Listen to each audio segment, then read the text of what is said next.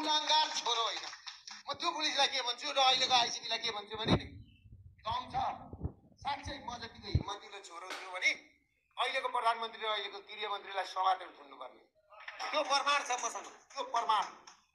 दुर्गा प्रसादले प्रमाण मात्रै देखाए मुद्दा हालेन भन्छन् अब एकले मुद्दा हाल्नुपर्छ सबै जिउँदो लास थाहा छन् कहाँ हिँडेको थाहा छैन के गर्दैछ थाहा छैन त्यो त सबै जिउँदो लास हो कि होइन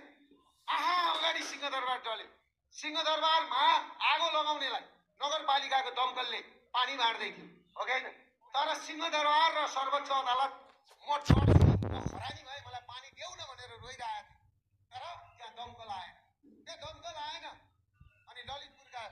मेयरले दमकल पठाउनु एकातिर मेरो देश छ मेरी आमा रोइरहेकी छिन् एकातिर मृत्यु छ